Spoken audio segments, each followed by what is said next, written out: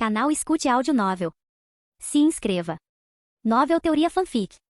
Sistema de Inteligência Diária. Parte 38. Capítulo 285. Cortando a raiva. A carcaça carbonizada do cadáver se abriu, transbordando de vinhas vermelhas vibrantes e pétalas carnudas, como uma estufa doente se espalhando descontroladamente pelo campo de batalha. Vinhas se enroscavam em torno de bestas mágicas mortas, quebrando seus ossos do pescoço, enquanto raízes penetravam nas feridas dos cavaleiros, profundamente em sua carne, como se usassem os cadáveres para incubar a fúria. As criaturas mágicas feridas gritavam e caíam, apenas para se levantarem instantaneamente nutridas pela maré vermelha, com os olhos carmesins e os passos mais rápidos e brutais do que antes de morrerem. A névoa engoliu os cavaleiros que avançavam, obscurecendo suas figuras, mas amplificando sua intenção assassina. Aqueles que deveriam ter parado sob ferimentos, chamas e flechas agora rugiam, investindo diretamente contra os besteiros e atiradores de elite escondidos no alto da muralha da montanha. Louis observou essa cena com um olhar frio através de seu telescópio monocular. Ele já sabia há muito tempo, por meio de relatórios diários de inteligência e cartas do Duque, que esse exército monstruoso possuía uma estranha habilidade. Os mortos podiam imbuir os vivos com força multiplicada. No entanto, ao testemunhar essa investida insana, aparentemente invulnerável a qualquer dano, ele ainda sentiu uma surpresa momentânea. Aquilo não era coragem. Era uma maré descontrolada arrastada à força para o campo de batalha pela energia e fúria da morte. Isso poderia aumentar a força em 4 ou 5 vezes e eliminar completamente o medo. Mas sua expressão permaneceu calma. Ele apenas ergueu levemente a mão, ordenando aos soldados atrás dele: carreguem todas as bombas de choque da alma de congelamento. Vários cavaleiros especializados em poder de fogo pesado se movimentaram imediatamente, abrindo pesados baús trancados com ferro e retirando corpos de bombas curtos e grossos, gravados com padrões mágicos azuis, com seus centros brilhando levemente em preto. Elas foram rapidamente carregadas em lançadores de cano curto, brilhando contra as paredes internas de metal. A alavanca foi pressionada e um tremor baixo ecoou no ar. Um após o outro, os corpos das bombas deixavam rastros de uma luz azul sinistra, mergulhando na densa névoa de sangue no fundo do vale. Essas não eram bombas mágicas comuns, eram as armas de destruição definitivas, as bombas de choque da alma de congelamento, criadas pessoalmente por Silco depois que Louis descobriu a fraqueza do Jardim dos Espinhos Ardentes da Fúria. Eles usaram o núcleo de cristal de um lagarto devorador de almas, polido em um núcleo de cristal oval por alquimistas e incrustado com uma matriz de runas em miniatura, liberando uma poderosa onda de choque mental na explosão, atingindo diretamente o centro emocional do cérebro e eliminando instantaneamente toda a raiva. Além disso, continham bolsas de fluido de folha de videira gelada, bolsas medicinais de baixa temperatura e fácil ruptura que liberavam uma névoa fria ao estourar, cujo pó penetrava na corrente sanguínea para suprimir rapidamente a secreção de adrenalina e hormônios da fúria. É claro que essa coisa nunca tinha sido testada em combate real, e nem mesmo Louis tinha certeza se funcionaria. Até o momento em que atingiu o chão, bum! Uma onda de choque azul explodiu como um meteoro invisível no fundo do vale. O som não era uma explosão, mas um rugido ensurdecedor capaz de dilacerar nervos, como se alguém tivesse tocado um tambor de guerra dentro do tímpano. O ar subitamente se comprimiu, e até mesmo a maré vermelha foi repelida à força por uma ondulação circular e transparente. Num raio de 50 metros do epicentro da explosão, os movimentos de todos os soldados bárbaros e bestas mágicas congelaram. Seus olhos, como chamas de velas apagadas, perderam abruptamente o brilho, passando de um carmesim para uma água estagnada. Seus músculos faciais perderam toda a expressão, as armas semi-erguidas no ar, esquecendo-se até mesmo de manter o equilíbrio. Um cavalo de guerra em galope perdeu força instantaneamente no ar, caindo ao chão como um fantoche quebrado. No instante seguinte, uma névoa fria, como 10.000 agulhas de gelo afiadas, irrompeu explosivamente do centro da explosão, penetrando cada respiração e cada centímetro de pele exposta. A sensação era de um frio cortante, mas também de uma estranha dormência, como se o interruptor da adrenalina tivesse sido desligado à força, e a fúria extinta por uma mão invisível substituída por um vazio profundo e arrepiante. Um cavaleiro bárbaro soltou um som baixo e confuso da garganta. O choque mental da bomba de choque da alma congelante cortou sua ressonância emocional com o Jardim dos Espinhos Ardentes da raiva como uma lâmina afiada. Sua fúria se dissipou instantaneamente, restando apenas o instinto de sobrevivência em sua consciência. E esse instinto exigia uma válvula de escape imediata. Ele nem teve tempo de distinguir amigo de inimigo antes que sua lança, seguindo sua trajetória de ataque habitual, se projetasse, cravando-se profundamente no corpo mais próximo, coberto por uma armadura de cipós, mesmo que aquele fosse o companheiro com quem ele havia atacado. O caos se espalhou como fogo em palha seca. Mais cavaleiros com as emoções à flor da pele perderam a capacidade de discernimento, brandindo suas espadas às cegas, aparando golpes e rugindo. As feras de guerra e os gigantes que antes rugiam, agora silenciaram como se suas espinhas tivessem sido quebradas, seus membros tensos, sem ousar dar mais um passo. Seus olhos não eram mais as chamas selvagens que destruíam tudo, mas estavam pesados, hesitantes e até tímidos, reprimidos pela geada. Naquele instante, a maré assassina no fundo do vale parecia estar congelada pela fria luz azul. Ao observar as tropas inimigas se massacrando no fundo do vale, Louis não conseguiu evitar que um sorriso surgisse em seus lábios. Assim que teve acesso às informações, ele imediatamente ordenou que a Silco iniciasse a fabricação dessa bomba mágica. Mas antes disso, ele nunca havia realmente enfrentado os guerreiros enfurecidos do Jardim dos Espinhos Ardentes da Fúria, nem tinha certeza de quão eficaz seria. Agora a resposta estava escrita com o sangue dos bárbaros no fundo do vale. A bomba mágica era como um beijo da morte feito sob medida para esses monstros, extinguindo sua fúria e fazendo-os desabar de medo. Isso fez com que a excitação em seu peito subisse como uma chama. Afinal, aquela cena infernal foi o resultado de seus cálculos meticulosos passo a passo. Foi tão gratificante quanto receber as questões da prova com alguns dias de antecedência. No entanto, ele sabia muito bem que a janela de oportunidade era fugaz, durando apenas algumas dezenas de segundos, no máximo. O poder da maré vermelha estava diminuindo, mas as raízes do jardim de vinhas continuavam se espalhando descontroladamente. Se demorassem mais, a parede de trepadeiras vivas acabaria por romper toda a linha de defesa. Louis tomou uma decisão imediata. Era necessário mobilizar armamento pesado. Assim, mais de 50 bestas de aço emergiram simultaneamente do vale lateral e de ambos os flancos da entrada do vale, aparecendo no campo de batalha. Touros enfurecidos, revestidos com armaduras de ferro frio, emergiram da neve, exalando névoa branca pelas narinas, seus cascos trovejando como tambores de guerra, puxando as plataformas de combate blindadas pesadas especialmente projetadas para o território da Maré Vermelha. As estruturas mágicas de aço dos carros de guerra eram cobertas por uma espessa blindagem, e os ganchos de arrombamento que se estendiam de suas laterais brilhavam friamente à luz da fogueira. Dentro das aberturas de disparo em ambos os lados das bigas, arqueiros e besteiros já estavam em posição, com flechas de bomba mágica e bicos de lança-chamas prontos para uso. Cada besta de aço era acompanhada por 2 esquadrões dos Cavaleiros da Maré Vermelha, com mais de 20 homens cada, fornecendo cobertura nos flancos esquerdo e direito. A missão deles era clara: eliminar quaisquer retardatários e proteger os carros de guerra de destruição em curta distância. É claro que, em primeiro lugar, eles precisavam se proteger e, em segundo lugar, preservar essas plataformas de combate. Na linha de frente, o comandante da Legião da Maré Vermelha, Lambert, liderou o ataque. Seu cavalo de guerra de armadura negra bufou uma névoa branca, seus cascos trovejando como tambores de guerra. Ele ergueu sua lança e mergulhou diretamente no inferno de maré vermelha entrelaçada com a luz do fogo. As bestas de aço rugiam, puxando as carruagens de guerra, seus cascos de ferro esmagando vinhas e carne, o sangue quente espirrado transformando-se instantaneamente em vapor nas chamas escaldantes. Os ganchos de arrombamento nas laterais dos carros de guerra estendiam-se e retraíam-se continuamente, lançando os cavaleiros bárbaros e seus animais para o ar. Cavaleiros, seguindo de perto as carruagens de guerra, investiram, avançando pelas brechas abertas pelos ganchos. Suas lanças perfuraram com precisão a armadura dos soldados bárbaros, e suas facas abateram rapidamente os inimigos caídos. Nesse instante, o rugido do fogo e do ferro abafou os gritos, e a lâmina afiada da maré vermelha varreu toda a entrada do vale como uma maré.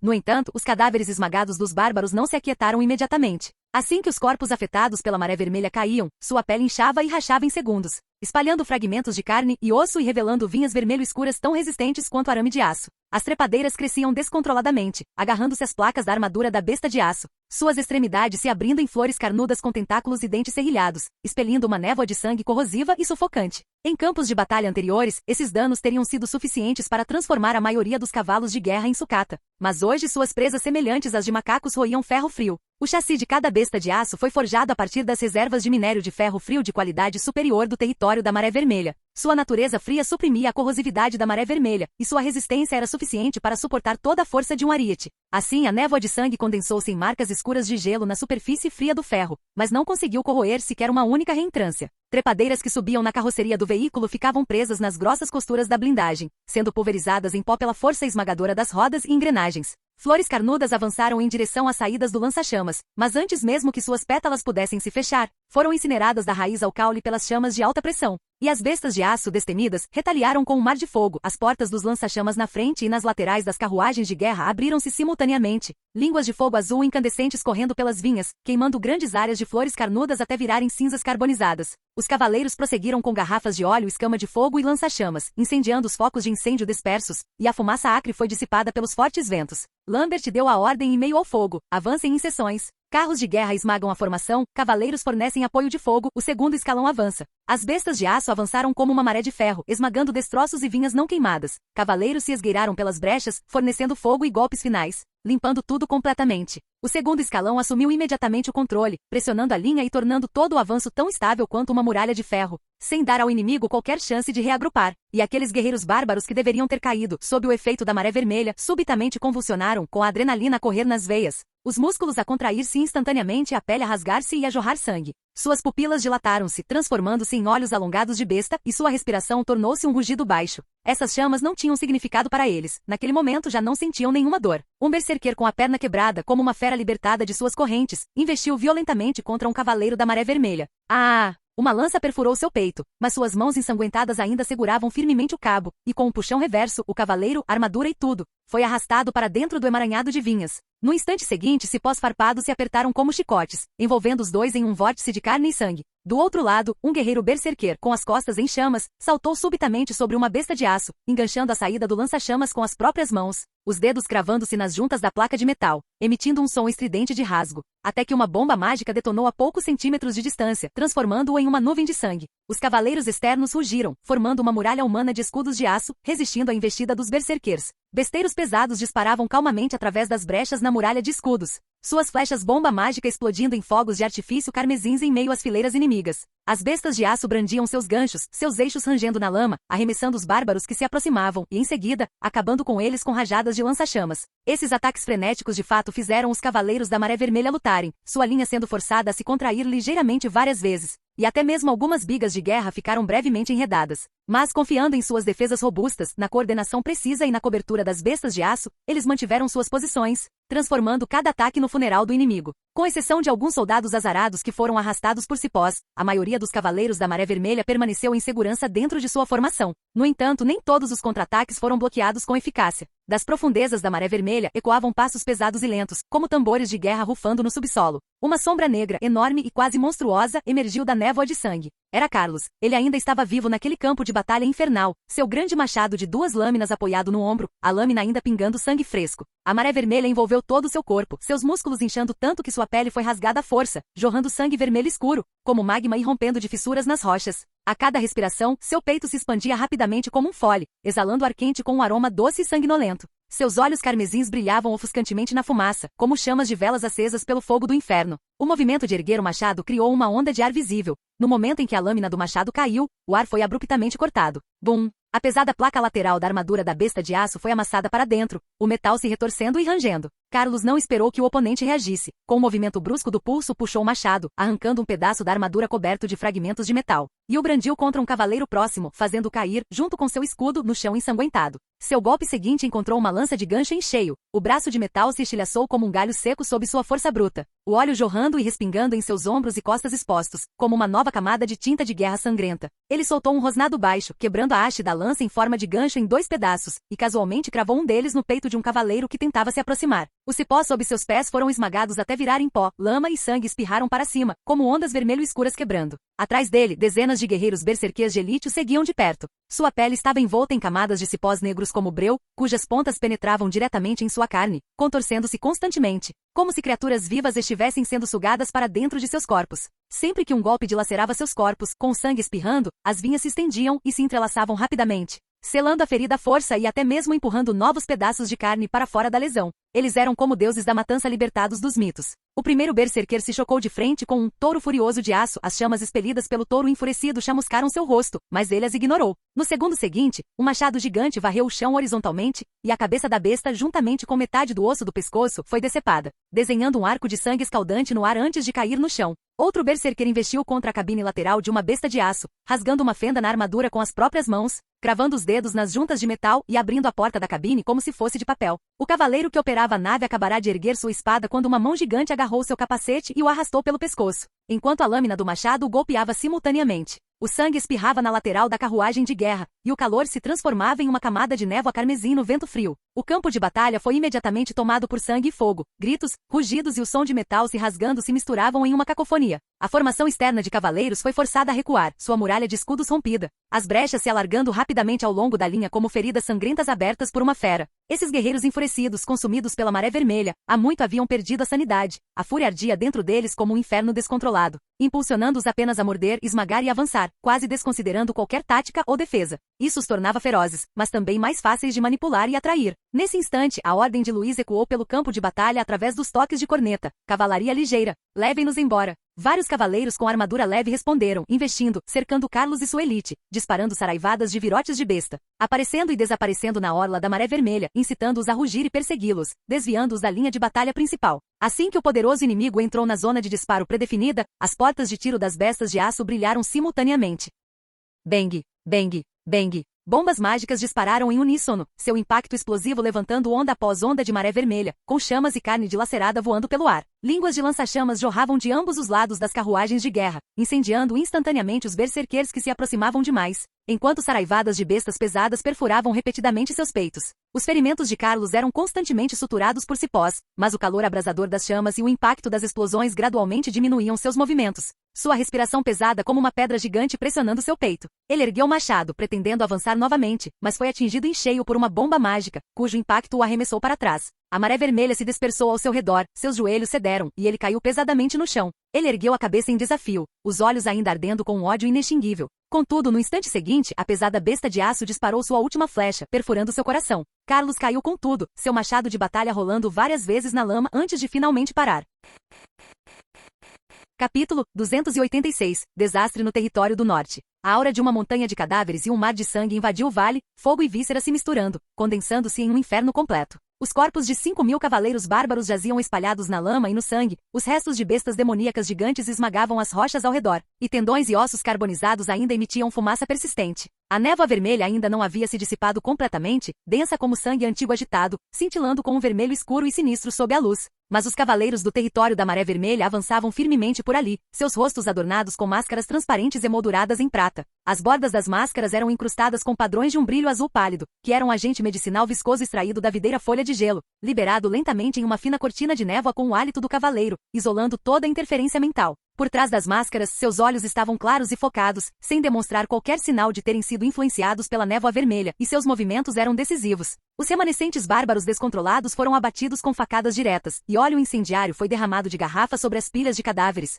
incendiando-se instantaneamente com um crepitar penetrante. As chamas irromperam sobre a carne e o sangue como feras selvagens, devorando, carbonizando e transformando em cinzas. Trepadeiras e flores carnudas se contorciam e se retraíam nas chamas intensas, e no instante em que suas pétalas se transformavam em cinzas, um cheiro nauseantemente doce de queimado pairava no ar. Um cavaleiro se abaixou sua lâmina recolhendo um pedaço de videira vermelho escura que não havia sido queimada, e alguns centros de flores que ainda conservavam um brilho tênue. Eles foram cuidadosamente colocados em um frasco medicinal envolto em ferro frio, selado e entregue ao cavaleiro atrás dele. Os alquimistas dissecavam esses itens no laboratório da cidade da Maré Vermelha, tentando compreender suas origens e fragilidades. As chamas intensas ainda ardiam, sua luz refletindo nas armaduras prateadas dos cavaleiros, como uma coluna de estátuas de ferro frio avançando lentamente. Louis estava de pé sobre a terra queimada, seu olhar penetrando a névoa vermelha persistente, pousando sobre os restos carbonizados. Ele não considerou essa uma vitória fácil. Se ele não soubesse com dias de antecedência que essa tribo bárbara passaria por ali e tivesse meticulosamente armado armadilhas, eles poderiam já ter chegado silenciosamente aos arredores da cidade da Maré Vermelha.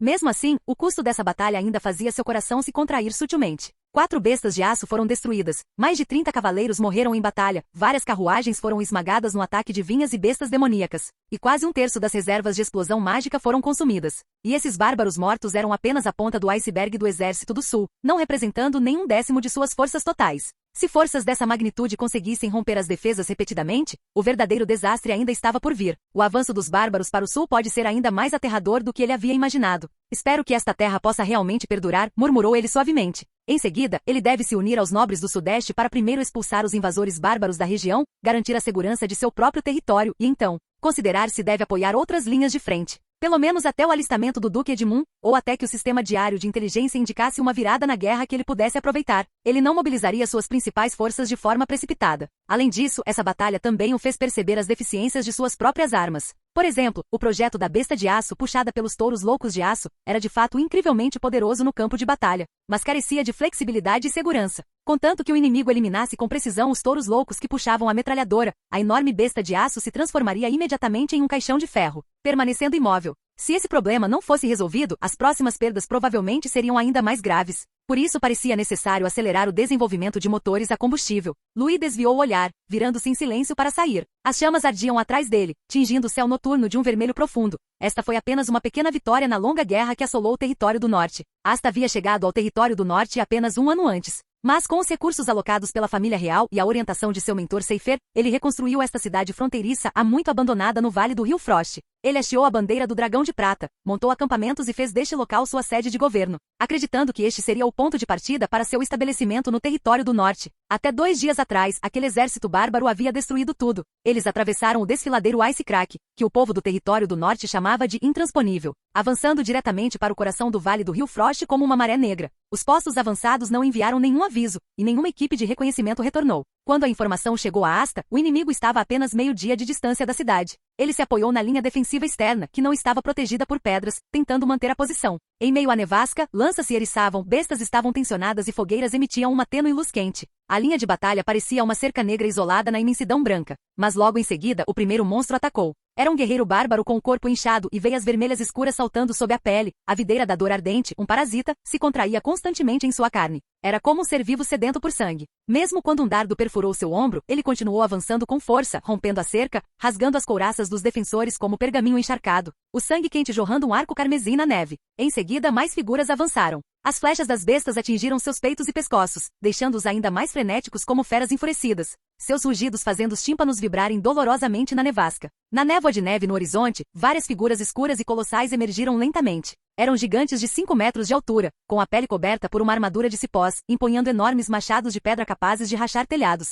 Cada balanço era acompanhado pelo som de paredes de madeira se estilhaçando e ossos humanos se quebrando. Mais adiante, os gritos estridentes de bestas demoníacas ecoavam pela nevasca. Um rinoceronte rachador de crânios com blindagem espessa investiu diretamente contra a multidão, arremessando uma fileira inteira de soldados como se fossem palha. As trepadeiras parasitas que se enrolavam em suas costas ainda lançavam espinhos enquanto ele debandava, caindo como chuva sobre as fileiras traseiras dos defensores. No céu, vários corvos necrófagos de asas ósseas circulavam baixo, mergulhando para bicar os olhos de indivíduos que se debatiam. As armas de fogo alquímicas frequentemente emperravam no frio extremo e na neve úmida, pois a pólvora ficava encharcada e incapaz de inflamar. Os jarros de azeite foram atirados, mas foram apanhados pelo inimigo com trepadeiras vivas e lançados de volta. As chamas consumiram imediatamente uma seção da muralha de madeira, e os soldados que defendiam o local gritaram e caíram sob o fogo. Em menos de uma hora, a linha de defesa foi completamente rompida. Os bárbaros invadiram a cidade, seus longos machados derrubando casas de madeira, e trepadeiras brotaram repentinamente do chão como serpentes venenosas, escalando paredes e telhados, arrancando casas inteiras pela raiz.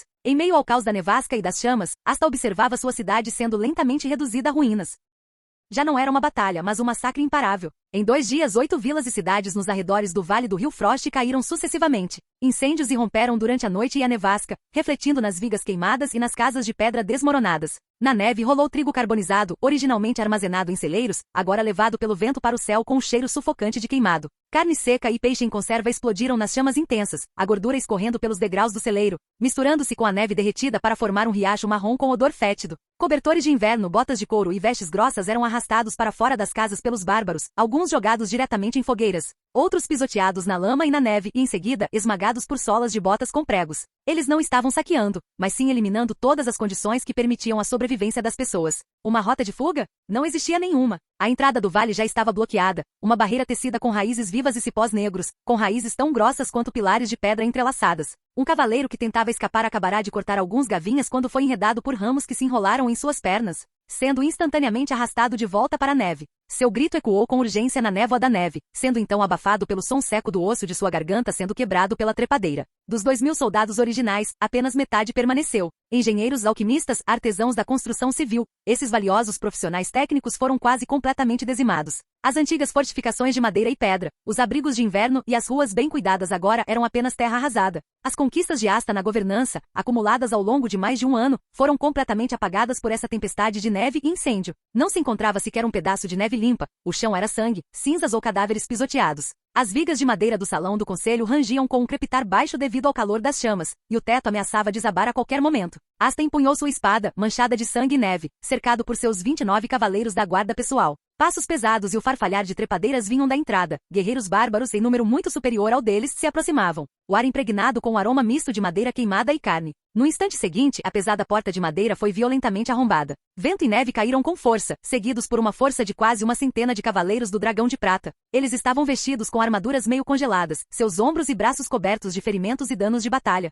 Suas longas lanças brilhando com uma luz fria e cortante na névoa de neve e a luz da fogueira. Protejam Sua Alteza, alguém gritou. Lanças e lâminas compridas foram lançadas simultaneamente, e a primeira fileira de guerreiros bárbaros foi empalada diretamente nas vigas em chamas. A estreiteza do campo de batalha significava que cada golpe era acompanhado por estilhaços de madeira, e as trepadeiras se contorciam no chão, emitindo estalos agudos quando incendiadas pelo óleo. Asta, escoltado por seus guardas, saiu correndo das ruínas com chamas explodindo atrás dele, iluminando a silhueta de um gigante na névoa de neve. Aquela figura colossal brandia um enorme martelo de osso, derrubando 3 cavaleiros que a protegiam. Suas armaduras e sangue respingaram na neve, sendo rapidamente soterrados. Os membros da equipe de resgate eram constantemente alvejados por predadores e trepadeiras parasitas. Dos mais de 100 cavaleiros originais, apenas 50 restaram quando conseguiram romper a defesa, com suas armaduras cobertas de rachaduras e gelo. Asta olhou para trás. Aquele era o território do Vale do Rio Frost que ele pessoalmente havia estabelecido. Agora restavam apenas chamas, fumaça densa e cinzas carbonizadas carregadas pelo vento. E o que restava de suas forças militares era menos de um terço.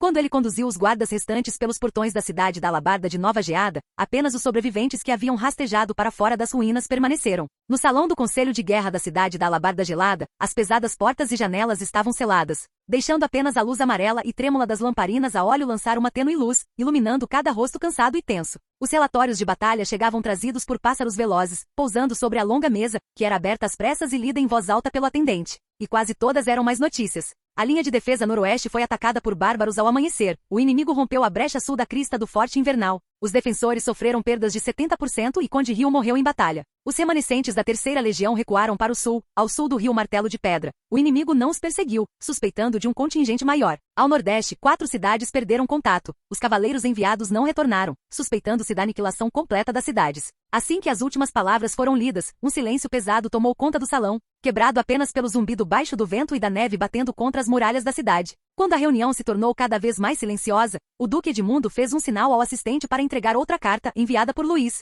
À medida que a carta se desdobrava, um forte cheiro de tinta pairava no ar sob a luz das lamparinas a óleo, e o oficial de inteligência leu lentamente em voz alta. Cavaleiros do território da Maré Vermelha, perdas de 1/4. Aniquilaram 5.000 cavaleiros bárbaros. Num instante, todo o salão do conselho pareceu congelar. Todos fizeram uma pausa, depois ergueram a cabeça coletivamente, seus olhares alternando entre a carta e o duque, trocando olhares de descrença. Nos últimos dias, tudo o que receberam foram relatos de derrotas e quedas. Linhas de defesa desmoronando, cidades caindo, ordens de cavaleiros sendo aniquiladas. Quase todos os relatórios de batalha comprovavam que o território do norte estava sangrando centímetro por centímetro. E agora, de repente, alguém nessa situação desesperadora derrotou 5.000 cavaleiros bárbaros. Como isso é possível? Murmurou baixinho um velho general de cabelos grisalhos, como se temesse que suas palavras despertassem um belo sonho. São 5.000. Um conde mal ousou respirar, e é território da Maré Vermelha, o tamanho das tropas do Visconde Calvin. Ele não prosseguiu, mas todos os presentes sabiam que o exército permanente ali era simplesmente insuficiente para um confronto direto com as principais forças bárbaras. O nobre franziu a testa, desconfiado. Será que estou exagerando? Asta também permaneceu em silêncio. Como? Como ele fez isso? O oficial de inteligência folheou a cópia do relatório que tinha em mãos, com a voz rouca. De acordo com diversas investigações, esse número deve ser verdadeiro, mas os danos de batalha específicos ainda não foram totalmente apurados. O Duque Edmundo ponderou por um instante e então disse suavemente: Luís é um gênio da guerra. Se ele realmente derrotou 5.000 bárbaros, isso é uma façanha notável. Mas suspeito que ele tenha minimizado suas próprias perdas. Mais provavelmente é para nos tranquilizar. No entanto, Luís havia exagerado intencionalmente as perdas na batalha para evitar que o número de mortos fosse muito alto. Na realidade, pouco mais de 30 pessoas morreram. Ao final da carta havia uma breve sugestão: aqueles monstros são movidos pela fúria. E seria possível tentar usar armas mentais ou magias para interromper seu estado de fúria. Edmund suspirou e instruiu o assistente: responda, diga a Luís para continuar defendendo a linha de defesa sudeste do território do norte. A discussão subsequente rapidamente degenerou em discussões acaloradas. Alguns defendiam a divisão de forças para resgatar as cidades vassalas no nordeste, a fim de impedir que os bárbaros ampliassem ainda mais o cerco. Outros insistiam em manter as fortalezas existentes e aguardar reforços imperiais. Outros ainda propuseram uma retirada direta para o território do norte, a fim de preservar a nobreza e as forças principais. Mas essa proposta, uma vez feita, atraiu fortes repreensões e ridículo. Não podemos esperar por reforços, exclamou um velho general batendo com força no mapa. Nesse ritmo, todo o território do norte será apenas terra arrasada. O que precisamos é de um contra-ataque, não de nos acovardarmos, exclamou outro jovem visconde, quase desembainhando a espada e batendo com força na mesa. Contra-ataque? Com o que você vai contra-atacar? Os gritos aumentavam e diminuíam, e parecia que todos os planos tinham uma falha fatal. Finalmente, o Duque Edmund se levantou, pressionando com força o mapa do território do norte sobre a longa mesa. A luz de velas refletia na cicatriz de sabre em seu rosto. Chega! Já que não podemos esperar por reforços, criaremos nossas próprias oportunidades. Seu dedo apontou para um vale estreito no mapa. As montanhas ali eram traiçoeiras, fáceis de defender, mas difíceis de atacar, embora suficientemente grandes para acomodar uma batalha decisiva em grande escala. Este lugar é adequado para um confronto direto com esses monstros. Temos que lutar com todas as nossas forças. Antes que se espalhem, precisamos eliminar todos esses monstros. Caso contrário, o território do norte será completamente engolido neste inverno. Todo o salão do conselho ficou em silêncio. O vento uivava do lado de fora das grossas muralhas da cidade, como se anunciasse a morte da sangrenta batalha iminente. Canal Escute Áudio Novel. Capítulo 287, antes da batalha final. A pesada porta de carvalho fechou-se lentamente atrás dele, silenciando completamente o clamor e as discussões vindas do salão de reuniões. O longo corredor estava silencioso, com apenas os passos das botas do Duque Edmund ecoando constante e pesadamente no espaço vazio. Em sua mente as palavras do relatório de batalha ainda fervilhavam, cada unidade forçada a recuar para o sul, cada cidade caída. Tudo parecia um bloco de gelo frio pressionando seu peito, tornando sua respiração pesada. Então ele voltou para o quarto, empurrou a pesada porta de madeira e a luz quente da lareira tremeluziu lá dentro, lançando um suave brilho dourado nas paredes de pedra. Um leve aroma de flores e ervas, o azevinho e a lavanda seca favoritos de Helena pairava no ar. O Duque Edmund tentou afastar os pensamentos pesados que o acompanhavam, forçando um sorriso benevolente no rosto. A grande cicatriz em seu rosto fazia o sorriso parecer um tanto estranho, mas ele havia se esforçado ao máximo para não parecer alguém que acabará de retornar do campo de batalha. Helena sentou-se junto à lareira, segurando o filho de 1 ano nos braços, dando tapinhas suaves nas costas da criança e cantarolando uma canção de ninar. Ao ouvir a porta abrir, ela ergueu os olhos com um brilho nos olhos. Sobre a mesa estava uma carta do território da Maré Vermelha, enviada por Emily, com alguns pequenos flocos de neve ainda presos ao envelope. Edmundo deu um passo à frente, abaixou-se e pegou a criança. Ele tentou embalar a criança suavemente, mas ela o olhou com olhos curiosos por alguns segundos, depois estendeu uma mãozinha delicada, agarrou sua barba e puxou com força. O puxão não foi leve, fazendo-o inclinar a cabeça ligeiramente para trás. A criança deu uma risadinha, como som nítido de sinos de vento. Edmund simplesmente baixou a cabeça, tocou suavemente a testa da criança com a sua, provocando um gorgolejo alegre. Ao ver isso, Helena não conseguiu conter o sorriso e deu um leve toque no narizinho da criança com o dedo. Ele está muito mais enérgico hoje do que o normal, disse ela. Ele até insistiu em agarrar as cortinas e tentar subir antes da soneca. Edmund ergueu as sobrancelhas. Com essa energia, talvez ele me acompanhe até o campo de batalha algum dia. Ele seria um bom cavaleiro.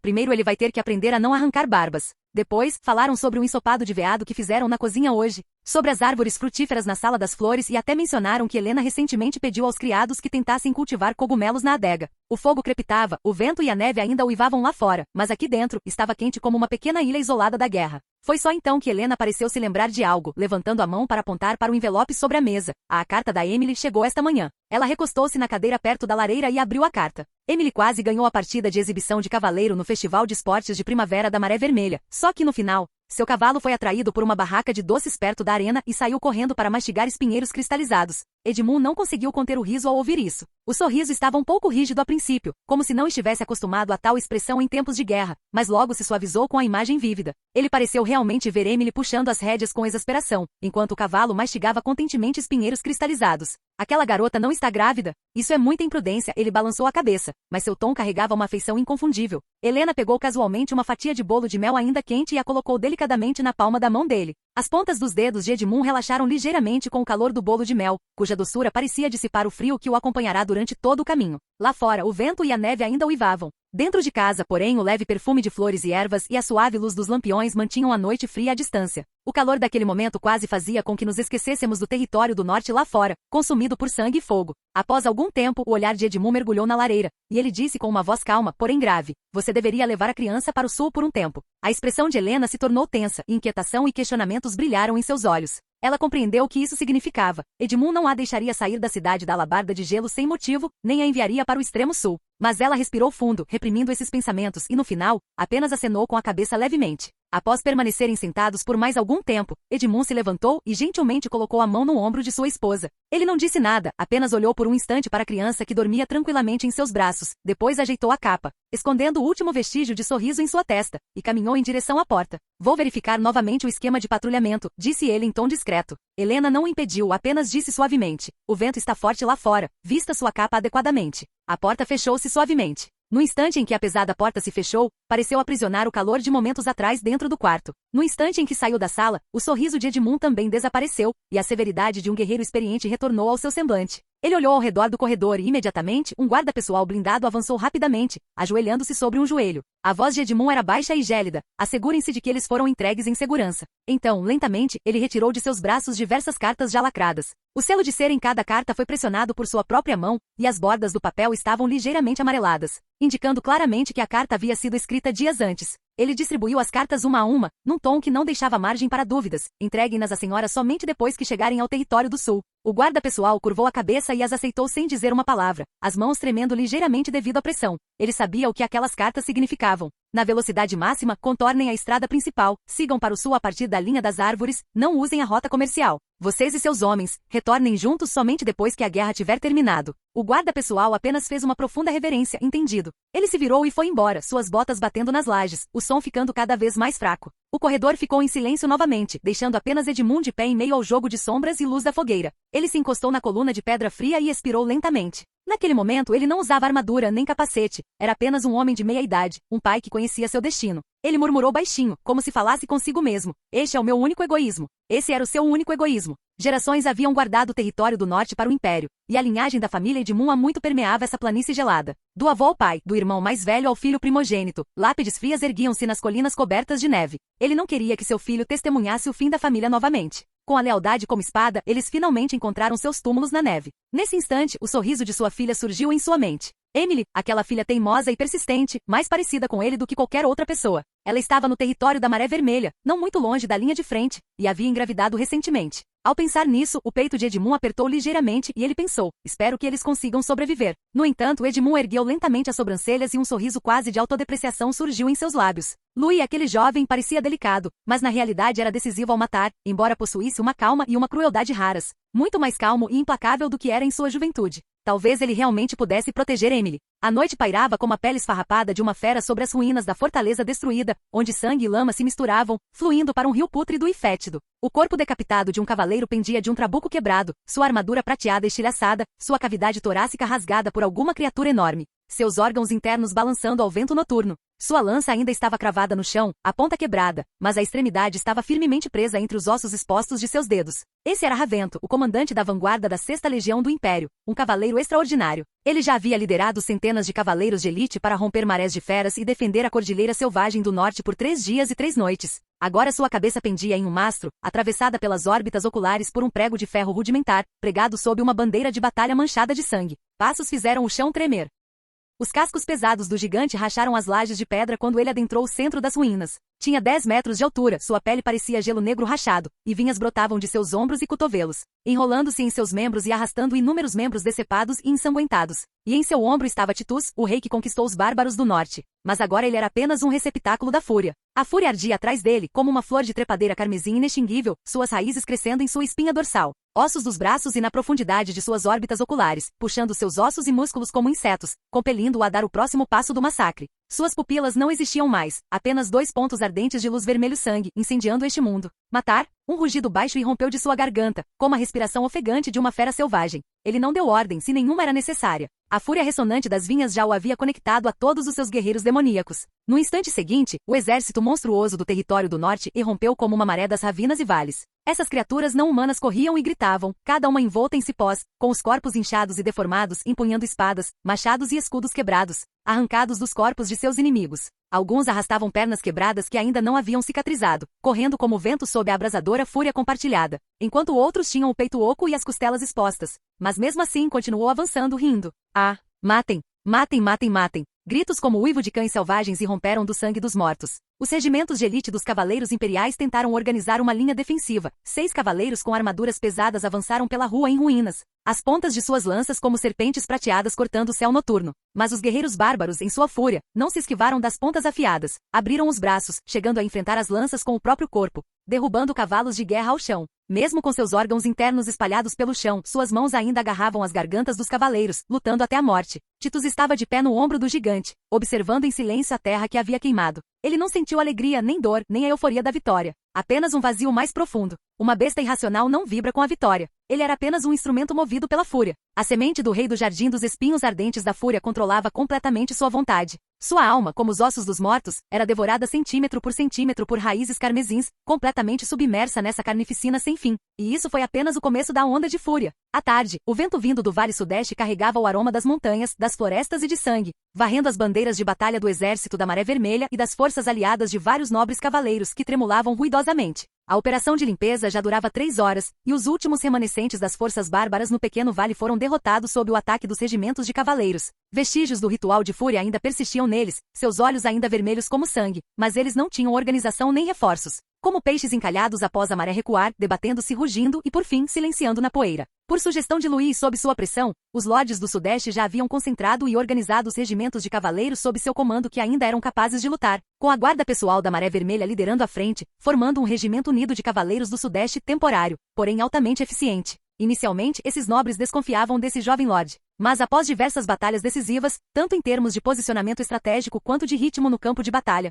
eles tiveram que admitir que esse Senhor da Maré Vermelha era, no momento, o núcleo militar e político mais confiável no sudeste do território do norte. Agora, os regimentos de cavaleiros não agiam mais de forma independente, e ninguém mais tentava disputar o comando. Para todos estava claro, após o colapso da situação e a desintegração do sistema de vassalagem, somente o julgamento quase assustadoramente preciso daquele jovem poderia tirá-los do desastre. Agora todo o Sudeste havia concordado tacitamente. O Senhor da Maré Vermelha era o Senhor do Sudeste do território do Norte. Louis estava sentado a cavalo no topo de uma colina rochosa, seu manto de batalha manchado de sangue fresco, seus olhos tão calmos quanto a neve. Ele fitou a direção de onde colunas de fumaça se elevavam à distância, permanecendo em silêncio por um longo tempo. Sif aproximou-se num cavalo branco, com o olhar já fixo no rosto de Louis. O que há de errado com você hoje? Ela não conseguiu conter a impaciência e o seguiu, mas Louis só permitiu que ela participasse da fase de limpeza. Louis ficou em silêncio por um momento antes de dizer, eu simplesmente não dormi bem ontem à noite. Sif estreitou os olhos para ele, sem acreditar na desculpa esfarrapada, mas não perguntou mais nada. Louis ponderou por mais um tempo, depois ergueu a mão e fez um gesto para que Lambert se aproximasse. Diga a Silco, disse Louis em tom baixo, mas inflexível, exceto pelos 3 pares de bestas lagarto-devoradoras de almas que devem ser mantidos para a reprodução.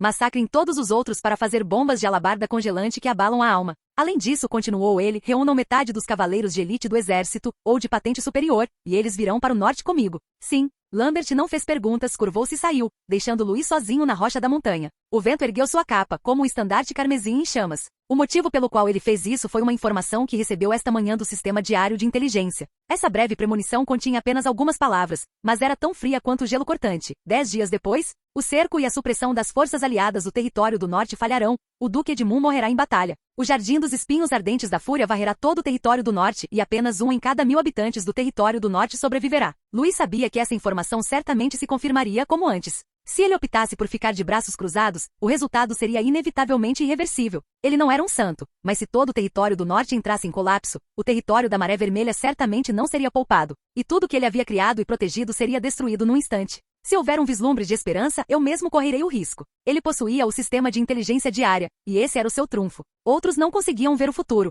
mas ele podia vislumbrar fragmentos dele. Outros só podiam esperar que o destino chegasse, mas ele podia agir com antecedência. Se ele conseguisse obter informações táticas cruciais em momentos críticos, talvez o desfecho não fosse tão sombrio quanto a fria profecia previa. Ele pensou em Edmund, o velho que o apoiara quando chegará ao território do norte e lhe casar a filha. Ele pensou em Emily e no filho que ela carregava no ventre. Se perdesse, ele se refugiaria no território da Maré Vermelha, levando Emily, Sif e o bebê que ela carregava no ventre e fugiria para o sul. Mas se ele vencesse, o território do norte ainda teria uma chance de ser salvo.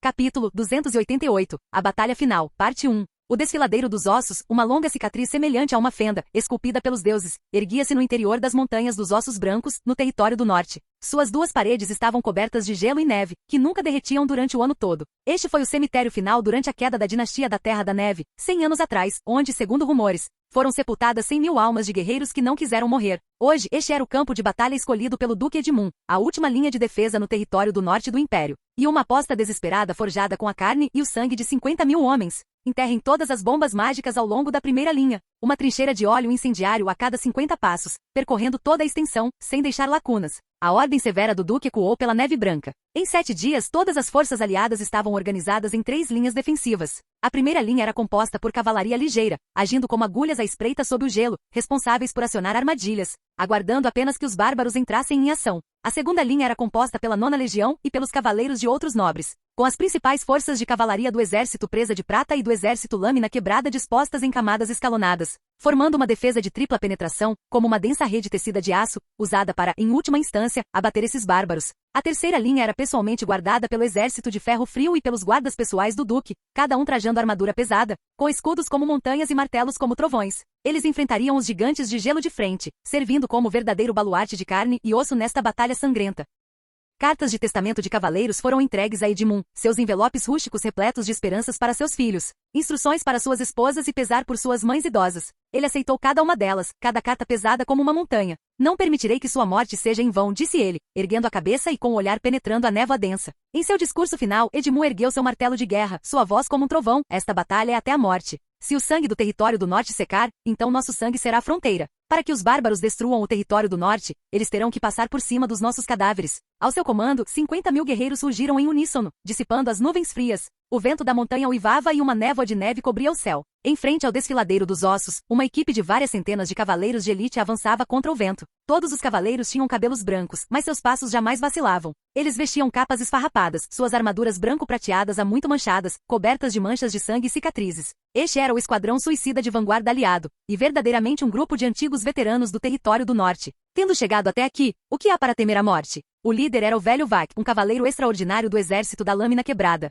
As cicatrizes de faca em seu rosto se entrecruzavam como rios secos, seu olho esquerdo já estava cego. Mas mesmo assim ele mantinha sua espada longa erguida e caminhava bem à frente. Ninguém entendia melhor do que eles que essa jornada era uma viagem só de ida. Mas eles assumiram voluntariamente a tarefa mais perigosa, usando sua própria carne e sangue como isca para atrair a força principal bárbara, consumida apenas pela raiva e corrupção, para a armadilha do desfiladeiro dos ossos. Eles haviam dizimado inúmeros cadáveres durante a praga de insetos e defendido fortalezas na fronteira até restarem apenas 10 homens. Agora eles estavam dispostos a embarcar mais uma vez em um caminho de morte quase certa, apenas para atrair aqueles monstros do abismo da ira, mesmo que isso significasse queimar suas vidas para acender essa armadilha de sangue. Matem! Matem-nos! O velho Vac gritou, avançando e abatendo com um único golpe de espada uma besta revestida de vinhas que se lançou contra ele. Eles atacaram esses monstros com toda a sua força, atraindo sua atenção. Então, eles chutaram violentamente seus cavalos de guerra, viraram-se para fugir, alternando constantemente entre combates ferozes e retiradas, deixando para trás os cadáveres tanto dos seus quanto dos inimigos, criando um rastro sangrento para a visão e o olfato.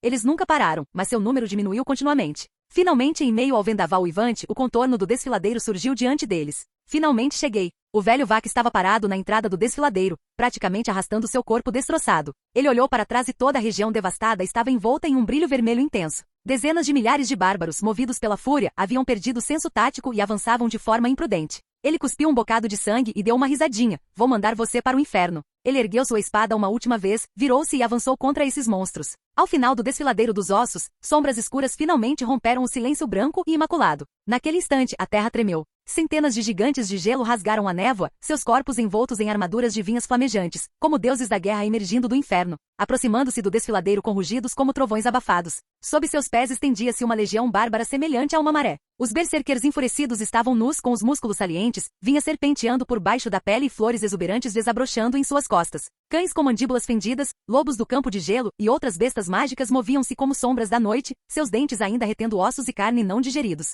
Uma névoa vermelha espalhou-se pelo chão nevado, e a fúria uivou no ar. Naquele momento, senti como se a morte tivesse realmente chegado. Na plataforma elevada do desfiladeiro, o Duque Edmund observava em silêncio a maré escura e imponente, sussurrando. Eles conseguiram. À medida que o exército de monstros se aproximava, alguns tremiam, outros rezavam baixinho, e outros ainda retiravam amuletos escondidos em seus peitos, apertando-os com força, como se estivessem segurando as sombras de seus entes queridos. A opressão era tão sufocante que tornava impossível respirar. 50.000 soldados aliados permaneciam em formação silenciosa, emboscados ao longo das 3 linhas defensivas do desfiladeiro, adormecidos e à espera como uma torrente de ferro. Assim que o inimigo entrasse em cena, seria uma colisão entre a vida e a morte. De dentro da névoa de neve, um rufar abafado de tambor ecoou, como o batimento cardíaco de uma besta gigante, sacudindo a neve do penhasco. Logo em seguida, legiões de monstros, uma após a outra, avançaram pela neve. Era a principal força bárbara, que já nem sequer se assemelhava a humanos. Gigantes de gelo lideravam a vanguarda, criaturas gigantescas de 10 metros de altura, revestidas com armaduras de ferro negro feitas de vinhas da fúria, arrastando toras gigantes manchadas de sangue e rugindo como trovões. Grupos de berserkers seguiam de perto, seus corpos nos cobertos por flores e trepadeiras furiosas, seus olhos vermelhos como fogo, empunhando armas brancas e avançando diretamente para as linhas de frente. Exércitos de bestas mágicas estavam distribuídos em ambos os flancos, matilhas de cães com mandíbulas de fenda e presas capazes de esmagar ossos, lobos do campo de gelo marchando pela neve e lagartos com penas cor de sangue, cipós entrelaçados semelhantes a carapaças, rostos distorcidos e costas brotando ossos. Sobrevoavam e rugiam no céu. Isto não era um exército, era uma maré catastrófica forjada por sangue e fúria. Tambores. O Duque Edmund deu uma breve ordem. Bum, bum, bum, bum, bum, bum. Naquele instante, 10.000 tambores trovejaram em uníssono, e bandeiras de batalha inundaram-se como uma maré. Naquele momento, a linha de frente, antes silenciosa e opressiva, subitamente ganhou vida. Alguns cavaleiros pioneiros hesitantes apertaram com mais firmeza suas lanças curtas e deram um passo à frente, cerrando os dentes. No exército de presa de prata, um jovem cavaleiro, cujas palmas estavam úmidas de suor frio, desembainhou subitamente sua espada longa como se impulsionado por uma mão poderosa ao ouvir o rufar dos tambores. Um cavaleiro mais velho, que murmurava preces com a cabeça baixa, agora olhava para os monstros no horizonte, sua fúria reacendida, como se tivesse sido transportado de volta à linha de frente glacial 30 anos atrás. 50.000 guerreiros avançaram meio passo, sua vontade de ferro condensando-se em uma muralha inabalável de determinação. O vento do desfiladeiro assobiava como uma garganta dilacerada, e o mundo ficou apenas com as cores da neve e do sangue. Edmund estava de pé na plataforma de comando, o gelo se acumulando em sua capa e armadura, seu grande martelo se erguendo lentamente. Eles estão dentro, sussurrou ele. Acendam as luzes. Assim que os primeiros gigantes de gelo adentraram as profundezas do vale, um estalo seco soou, como um deus da guerra abrindo os olhos. Bum! Instantaneamente todo o desfiladeiro dos ossos foi dilacerado como por um trovão. Chamas e fragmentos de rocha foram lançados para o céu, bombas mágicas incendiaram a armadilha, seguidas pela queima de óleo incendiário. Chamas negras dançavam descontroladamente como serpentes, devoravam como dragões, espalhando-se por centenas de metros ao longo do vale. Mais de uma dúzia de gigantes desprevenidos foram lançados violentamente ao ar pela explosão. Seus corpos se desintegraram no fogo furioso, vinhas negras se romperam, flores viçosas murcharam e chamas ardentes jorraram como sangue. Flechas de fogo. Nos penhascos de ambos os lados, os pelotões de fuzilamento já aguardavam. Mais de 1000 arqueiros a cavalo puxavam e disparavam seus arcos simultaneamente. Uma chuva de flechas desceu como meteoros no céu noturno, mirando diretamente nas flores e nos olhos furiosos dos gigantes. Foto. O som de vinhas furiosas se rompendo ecoou em uníssono, e a seiva carmesim das vinhas surgiu como uma névoa venenosa, obscurecendo dezenas de metros. Gigante após gigante gritava de dor e caía de joelhos, seus joelhos de aço se chocando contra o campo de gelo, esmagando diretamente as formações de elite bárbaras que ainda não haviam conseguido se mover para trás deles. Berserkers foram arremessados para longe, bestas mágicas gritaram e uivaram, e a outrora densa e imponente linha de frente bárbara mergulhou instantaneamente no caos. Eles começaram a empurrar, dar cotoveladas e atropelar uns aos outros, tentando evitar os cadáveres de seus camaradas que caíam, apenas para serem levados a um frenesi ainda maior pela névoa vermelha do furioso domínio das flores. Bum! Quando o segundo lote de bombas mágicas detonou no fundo do vale, um grande número de guerreiros bárbaros e cadáveres de bestas mágicas foram despedaçados, com fragmentos caindo como chuva. Contudo, isso não pôs fim à loucura do inimigo. Pelo contrário, o verdadeiro horror estava apenas começando. Aqueles cadáveres começaram a se mover. Elas se abriram, se desfizeram, e em meio ao sangue e aos músculos contorcidos, vinhas vermelho escuras cresceram descontroladamente de dentro, enrolando-se em torno dos ossos, agarrando-se ao chão como cobras ou tentáculos. Em meio à carne pulsante, flores furiosas da cor da pele desabrochavam em cachos e manchas, como um banquete infernal se desdobrando na neve. O que se seguiu foi uma onda de névoa de sangue. Cubra o rosto. Tome o remédio. Não olhe para as flores. O grito urgente de um mensageiro veio das forças aliadas. Os guerreiros, quase que por reflexo, retiraram blocos de ervas rachadas de seus peitos, enfiaram-nos na boca, mastigaram repetidamente e em seguida, abaixaram suas máscaras faciais. A amargura se espalhou, mas reprimiu as alucinações que começavam a surgir em suas mentes. Essas plantas, chamadas de flores furiosas, liberavam uma névoa vermelha, poluindo a mente, incitando a raiva e provocando massacres. As forças aliadas estavam bem preparadas. Esses soldados não estavam enfrentando o poder do Jardim dos Espinhos Ardentes da Fúria pela primeira vez. Cada combatente carregava consigo remédios feitos com ervas calmantes que, embora um tanto rudimentares, eram suficientes para romper temporariamente sua ligação com a fúria. Rugindo, ardendo, gritando, a aura da morte irrompia descontroladamente pelo desfiladeiro dos ossos. Bombas mágicas cuidadosamente posicionadas rasgaram a terra, carne e flores furiosas explodiram juntas e, num instante, todo o vale pareceu tingido de um inferno vermelho escaldante. Silvo. Os cadáveres dos guerreiros bárbaros se contorciam nas chamas, suas cavidades abdominais se abrindo. Espinhos afiados e retorcidos irrompiam de entre seus ossos, incendiando faíscas de carne e sangue, como fornalhas vivas de vinhas em chamas. O que se seguiu foi uma névoa densa e sufocante de cor carmesim, pulso da flor furiosa ativado. Essas flores de carne pulsavam como corações batendo, ondas de pulsação se espalhando do centro da videira de sangue em todas as direções. Todos os soldados bárbaros tocados pela névoa instantaneamente tiveram suas pupilas avermelhadas, seus músculos se contraíram e soltaram rugidos bestiais. Sob o efeito da névoa vermelha, sua fúria crescia continuamente, seus músculos se contraíam rapidamente, sua força aumentava exponencialmente. Sua velocidade disparava, sua pele rachava, mas eles não sentiam dor. Mesmo aqueles com os braços decepados arrastavam seus ossos ensanguentados para continuar a investida, como se todo o exército tivesse se transformado em demônios enfurecidos. Mas assim que a pulsação se espalhou, uma explosão abafada interrompeu o ritmo ressonante da fúria. Ataquem ao pelotão. Objetos curtos, listrados de azul, descreviam arcos graciosos no ar, atingindo com precisão o centro das flores em fúria. Detonação da bomba martelo de sopro gelado. Este lote de bombas martelo de sopro gelado não era equipamento militar padrão, mas foi feito a partir da receita da bomba congelante devoradora de almas, enviada por Louis, Lorde da Maré Vermelha. Infelizmente não havia aqui um repositório de materiais alquímicos como o do território da Maré Vermelha, nem uma oficina de alquimia capaz de ser totalmente replicada, muito menos tempo suficiente. Faltou-lhe o golpe preciso da bomba devoradora de almas congelante, capaz de congelar instantaneamente os nervos emocionais e destruir diretamente o núcleo da raiva, mas foi suficiente para causar interferência e paralisia temporária, o que bastava. Uma onda de choque azul esbranquiçada explodiu no ponto central da fúria. Os soldados bárbaros que estavam em frenesi pareceram ter sido atingidos por um raio. Sua fúria foi subitamente interrompida. Alguns caíram de repente, outros olharam fixamente ao redor, e outros ainda cravaram suas garras incontrolavelmente no peito de camaradas próximos, soltando rugidos indistintos. Escutem, O vazio resultante da ruptura da ligação emocional transformou-se num caos mais primitivo. Grupos de soldados bárbaros se atacavam mutuamente onde as flores furiosas se extinguiram, voltando-se uns contra os outros. E a névoa de sangue respingava nas formações da retaguarda, causando ainda mais confusão e choque. Na plataforma de comando aliada, o pomo de Adão de um general adjunto subiu e desceu de alegria. Deu certo. E a ressonância da raiva foi quebrada. Funcionou. O território do norte não pode ser perdido. A vida e a morte dependem desta batalha. Vendo isso, Edmund sentiu que era o momento certo e deu a ordem. Ao seu comando, os 50.000 cavaleiros aliados, como uma torrente de aço despertada, avançaram em uníssono em 3 linhas. Suas botas de guerra esmagavam o gelo e a neve, e o chão nevado soltava um gemido baixo, como se ossos estivessem estalando. Na zona da armadilha, o óleo incendiário reacendeu, uma linha de serpentes de fogo irrompeu, expelindo chamas como um dragão, isolando o desfiladeiro da zona da morte. Naquele mundo sombrio, tudo foi subitamente tingido de vermelho pela luz das chamas, refletindo inúmeras sombras inimigas. Guerreiros bárbaros envoltos em vinhas de sangue avançaram, rugindo como espíritos malignos emergindo do abismo. Criaturas mágicas com espinhos ósseos nas costas investiram como trovões furiosos, com névoa carmesim jorrando de suas armaduras de vinhas rachadas. Na linha de frente, um gigante de gelo que ainda não havia caído rugiu e brandiu seu martelo, dizimando uma fileira de cavaleiros. Cobrar. O exército presa de prata foi o primeiro a romper o cerco, cavaleiros rugindo enquanto avançavam em direção à linha de frente monstruosa. O exército lâmina quebrada seguiu de perto, a infantaria com pesados escudos afastando vinhas furiosas, lâminas curtas perfurando carne retorcida, espalhando ondas de sangue carmesim. Chamas, névoa de sangue, neve e rugido se misturavam no desfiladeiro, formando um rugido infernal. Um velho cavaleiro lutou até que seu capacete se estilhaçou e sua armadura rachou, mas mesmo assim continuou brandindo sua espada, abrindo o crânio de uma besta de rosto esfolado. Outro jovem arqueiro montado saltou para a parede do penhasco, disparando 6 flechas em rápida sucessão, perfurando os furiosos núcleos oculares em forma de flor de um gigante. Mas o inimigo não recuou. Todo guerreiro bárbaro que morria tinha seu cadáver aberto, fazendo brotar vinhas que enredavam outros camaradas caídos. Em meio à carne em putrefação, o chão começou a se contorcer, paredes de vinha se formaram silenciosamente.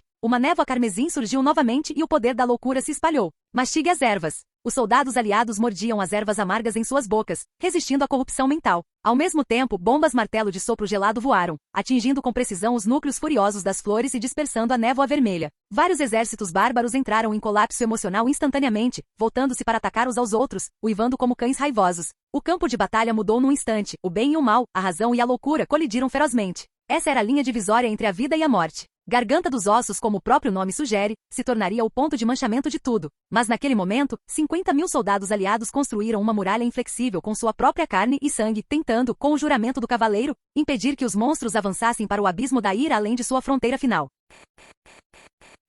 Capítulo 289. A Batalha Final, Parte 2. Uma névoa vermelha rodopiava no ar, e flores enfurecidas desabrochavam silenciosamente entre os mortos, emitindo um brilho vermelho sinistro. O campo de batalha era como um purgatório de carne e osso. O jovem cavaleiro Renar escondia-se atrás de uma rocha, o peito arfando violentamente, a espada longa tremendo incontrolavelmente. Seus companheiros Jos, Michelle e Taran estavam lutando lado a lado com ele momentos antes, mas agora jaziam em meio ao caos, seus rostos distorcidos a ponto de serem irreconhecíveis pela raiva e pelos cipós. Loucura, gaguejou Remar. Ele vira os olhos de Taran ficarem vermelhos sob a névoa vermelha, ouvirá o rugir ao cravar sua espada longa nas costas de um amigo, como se não reconhecesse mais seu antigo camarada. Do outro lado, um lobo do campo de gelo rugiu e saltou, imobilizando um cavaleiro do exército da orla quebrada, seus dentes afiados rasgando seu crânio. Uma névoa vermelha subiu e o corpo se abriu rapidamente, com vinhas se contorcendo como serpentes de sangue, formando um jardim retorcido de carne e sangue sob a luz da fogueira. Corra! Ele ouviu alguém gritar à distância. Renar também queria fugir, queria se virar e deixar aquele inferno, mas suas pernas não obedeciam, apenas tremiam levemente. No entanto, naquele instante, uma voz estrondosa ecoou pelo campo de batalha. Ataquem comigo. A voz atingiu seu coração como um martelo. Renar ergueu subitamente os olhos, e através da névoa de sangue que se adensava até o céu e da luz residual das flores enfurecidas, viu aquela figura familiar. Era um homem como uma torre gigante, vestido com uma pesada armadura azul escura, empunhando um enorme martelo, cavalgando em direção à neve rachada, como um herói de lendas antigas. Duque Edmund, o escudo mais implacável do Império. Atrás dele, centenas de cavaleiros da Legião de Ferro Frio de elite seguiam de perto, o chão tremendo como um deslizamento de terra, cada um com olhar firme, nenhum recuando. Avancem comigo. Ao ouvir isso, Renar sentiu como se um sino tivesse sido atingido com força. Ele cerrou os dentes e se levantou do chão. Embora suas mãos e pés ainda tremessem, inexplicavelmente ergueu sua espada. Vão, sigam-me. Ele rugiu e avançou, juntando-se à correnteza de ferro impetuosa. O Duque Edmund respirou fundo o vento gélido. A frieza parecia capaz de congelar seu coração, mas ao mesmo tempo tornava seus pensamentos tão claros quanto uma lâmina. Ele ergueu seu enorme martelo bem alto, os músculos sob sua armadura tensos como aço, e o talento do cavaleiro, enterrado em sua linhagem, acendeu-se instantaneamente. Gravidade de guerra, ativar. Um pulso invisível se propagou como um terremoto. Os gigantes de gelo à frente rugiram em uníssono. Os monstros que vinham avançando separadamente viraram-se coletivamente como se tivessem sido puxados, seus olhares fixos no homem que avançava como um deus. O instinto de raiva, o instinto de ódio, tudo isso foi projetado apenas em Edmund. Os 3 gigantes de gelo mais próximos rugiram e atacaram, o chão de neve explodindo, vinhas de flores enfurecidas voando como bestas colossais do apocalipse. Ele não diminuiu o ritmo, em vez disso, acelerou seu ataque, seu longo martelo girando e levantando ventos gélidos. 3 gigantes de gelo rugiram e atacaram. Cada um deles tinha 10 metros de altura, com vinhas de flores enfurecidas contorcendo-se em seus corpos maciços, como sombras apocalípticas rompendo o céu. Mas Edmund não diminuiu o passo. Em vez disso, esporeou subitamente seu cavalo, que relinchou e saltou para a frente, com seu martelo de guerra erguido, como uma nevasca rasgando o ar. O gigante de gelo mais à frente brandiu seu machado de cipó, provocando um vento sangrento. Oa! Rugiu Edmund, brandindo seu martelo de guerra horizontalmente. Metal e madeira colidiram, ondas de choque explodiram. Ele resistiu com força ao golpe do machado, usou o impulso da investida para passar raspando e, em seguida, golpeou o gigante com seu martelo na articulação do joelho. Rachadura! Sua rótula se estilhaçou, e ele uivou de dor, caindo na neve e esmagando vários soldados bárbaros que vinham atrás, reduzindo-os a uma polpa. O segundo gigante estava prestes a atacar, mas foi evitado por Edmundo, que se virou e repentinamente saltou diagonalmente pela lateral, golpeando com seu martelo a junção entre o tendão da perna e a cintura do gigante. O golpe foi preciso como uma cirurgia, mas explodiu como um trovão. Um lado inteiro do gigante desabou soltando um grito agudo. Depois de se debater por alguns passos, caiu no chão, seu cadáver como uma montanha desmoronando, levantando uma grande nuvem de poeira de neve.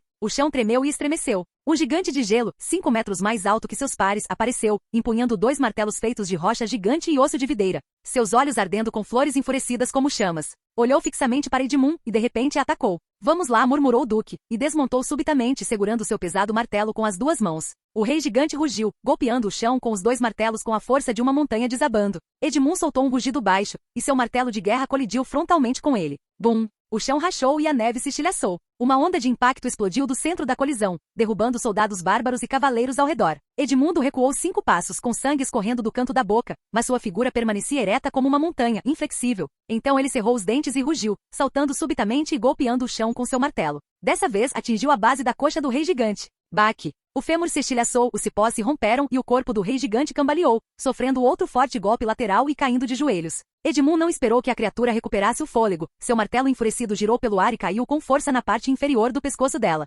Estilhaçar. O rei aterrorizante caiu pesadamente, seu corpo enorme se espatifando no meio do cânion. Os cavaleiros, ao presenciarem essa cena, sentiram como se a esperança da guerra estivesse se acendendo na neve fria. Pelo Duque. Pelo norte. Alguém gritou primeiro e no instante seguinte, foi como se um vulcão adormecido há muito tempo tivesse entrado em erupção. Dezenas de milhares de soldados rugiram em uníssono, seus gritos perfurando as nuvens e rachando rochas, até mesmo a névoa vermelha pareceu se dissipar por um instante. A linha de frente avançou instantaneamente. Os cavaleiros irromperam como uma torrente que rompeu uma brecha na montanha, suas pesadas armaduras esmagando a neve, seus cascos de ferro despedaçando o gelo, suas diversas armas rasgando vinhas e carne enfurecidas. Edmund também não parou. Ele próprio empunhou seu martelo e investiu contra as fileiras inimigas, abrindo um caminho sangrento como um deus da guerra. Nas alas esquerda e direita, o exército da presa de prata e o exército da lâmina quebrada também avançaram da segunda linha defensiva, agarrando e dilacerando as bestas de vinha, trocando vidas por vidas, sangue por sangue. Cerco de 3 lados. Nesse momento, as forças aliadas levaram a melhor. Infelizmente, a boa situação não durou muito e ocorreu uma mudança repentina.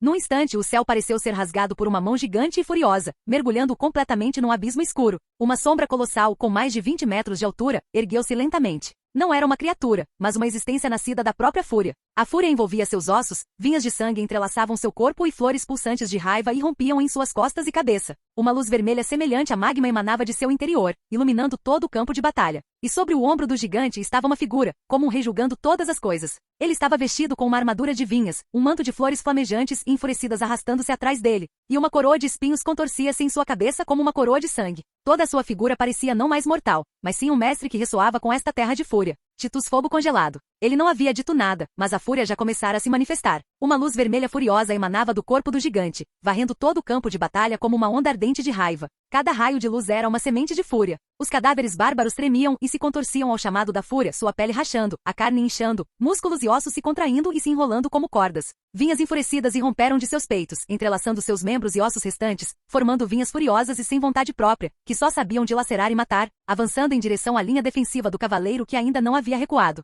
Ao mesmo tempo, os soldados bárbaros que ainda não estavam mortos, aqueles loucos já à beira da loucura, perderam completamente o controle sob a luz vermelha furiosa. Seus músculos incharam, rasgando suas armaduras, seus dentes se partiram em presas e sangue vermelho liquefeito de fúria escorreu de suas órbitas oculares. A fúria lhes consumia as entranhas, e uivavam como feras enfurecidas brandindo armas pesadas, abrindo caminho através das formações de escudos dos cavaleiros e derrubando cavalos de guerra da cavalaria em pleno voo. Tome cuidado! Um centurião do exército da presa de prata gritou, mas antes mesmo que pudesse erguer seu escudo para se defender, foi arremessado para longe por um soldado bárbaro enfurecido. Seu peito, coberto por uma pesada armadura, foi esmagado em um vórtice, carne e armadura explodindo juntas. A linha defensiva do exército da Orla Quebrada foi dividida e penetrada por cadáveres de vinhas enfurecidas, com 2 jovens cavaleiros lutando costas com costas, defendendo uma passagem. Um deles ficou preso por vinhas enfurecidas em volta do tornozelo e foi arrastado para uma pilha de cadáveres. Antes que pudesse gritar, a flor videira do morto perfurou seu capacete, jorrando sangue a vários metros de distância. O outro recuou horrorizado, sua longa lança tremendo, mas de repente foi atravessado na garganta por um camarada caído que investiu por trás.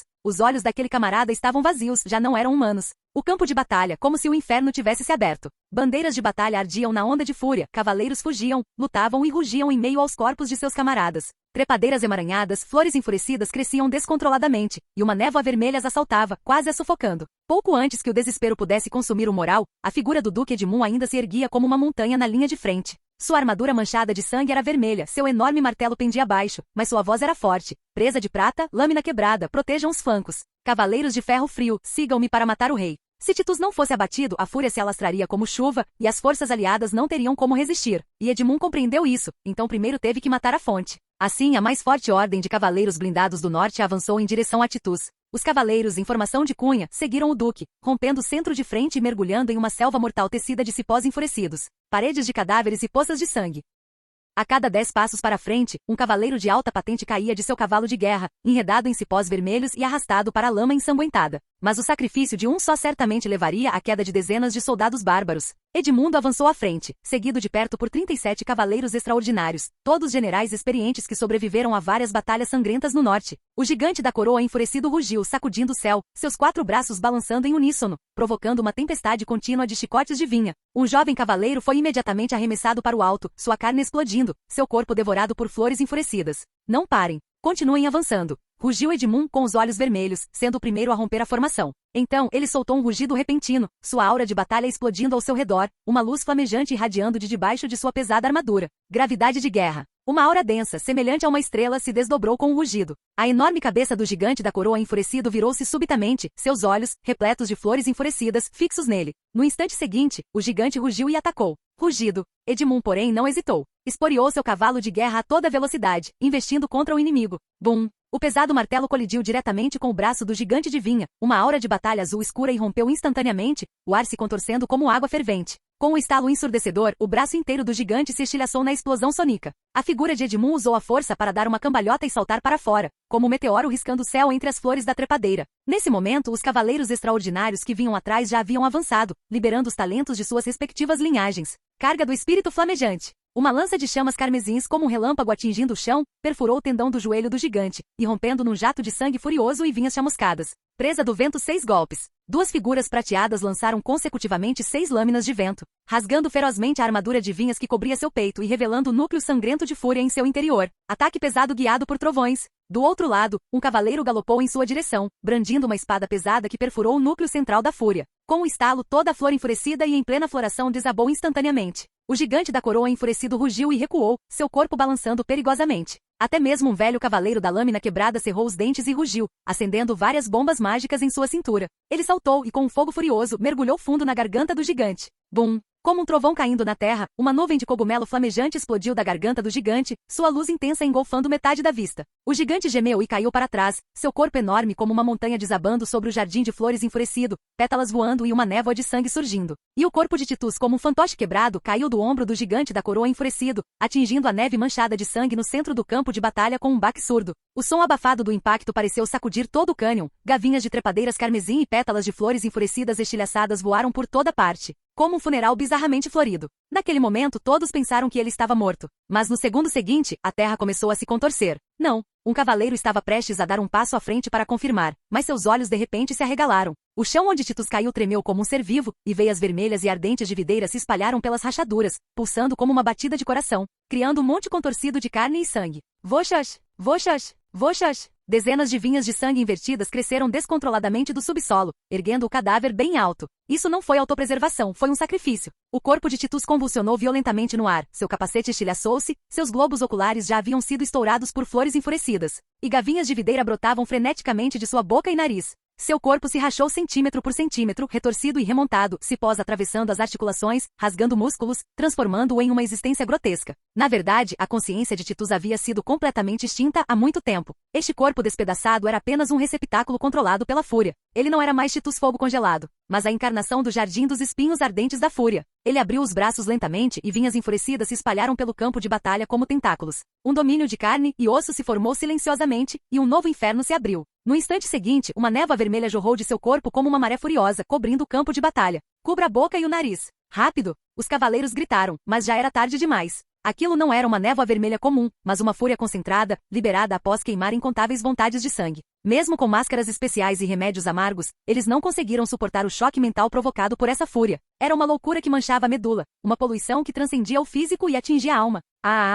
Um cavaleiro extraordinário subitamente agarrou a cabeça e caiu de joelhos, com os olhos vermelhos e lágrimas de sangue escorrendo pelo rosto. Sua armadura estava perfurada por vinhas enfurecidas, seus olhos ardiam de raiva, e no segundo seguinte ele brandiu sua espada contra o próprio companheiro de equipe. Não podemos perder. Outro cavaleiro de ferro frio cerrou os dentes, sua longa lança tremendo, mas no fim não conseguiu resistir ao fogo furioso que sussurrava e se contorcia em seus ouvidos, perdendo completamente a sanidade, rugindo e atacando as forças aliadas, uma após a outra. Até mesmo o Duque Edmundo sentia uma forte pressão em sua mente. Eles haviam falhado? Ele sentiu uma impotência sem precedentes, seus pensamentos rapidamente engolidos pelo caos. Mas neste exato momento, bum! Um som alto quebrou o silêncio mortal. Em meio à névoa vermelha, um vento rasgou o nevoeiro. Era um aroma nítido e frio, como a fragrância de flores e folhas no início da manhã de primavera, que os despertou de repente. Edmund sentiu como se sua consciência tivesse sido repentinamente puxada para trás por uma mão grande. Ele abriu os olhos subitamente, respirando rapidamente, com os vasos sanguíneos pulsando violentamente. Este aroma, será que é? Ele se virou para olhar e viu uma bandeira carmesim semelhante a fogo, tremulando ao vento em uma encosta alta em uma das extremidades do cânion.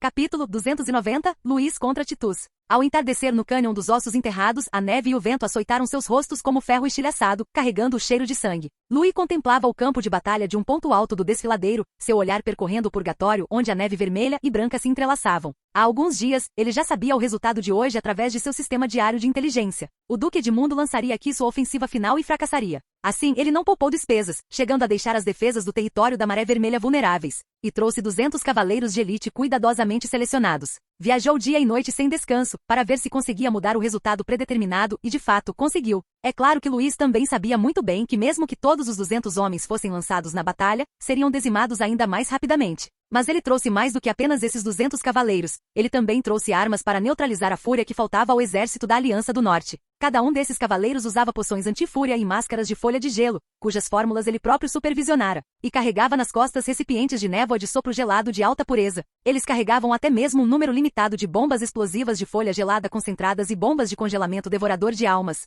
Todas armas únicas e poderosas que o exército da Aliança do Norte não conseguia produzir. Essas eram armas que Louis havia inventado com base em informações fornecidas pelo sistema diário de inteligência e aprimoradas continuamente em combate, projetadas especificamente para o Jardim dos Espinhos Ardentes da Fúria. Naturalmente, ao chegar ao campo de batalha, Luís não ordenou imediatamente um ataque, pois a batalha era demasiado extensa e essas armas precisavam ser usadas no momento mais crítico. O que realmente poderia mudar o resultado não era uma luta mortal imprudente, mas sim quebrar a espinha dorsal do inimigo no auge de sua força. Assim, todos os seus 200 homens se esconderam nas sombras do desfiladeiro, aguardando um sinal. Sua existência era invisível para o exército da aliança. Para o inimigo, era uma longa espada invisível pairando sobre suas cabeças. O rugido do campo de batalha ecoava continuamente. E Louis podia até ver o Duque Edmund liderando seu exército para resistir aos gigantes de gelo e às hordas de bestas dos espinhos da fúria.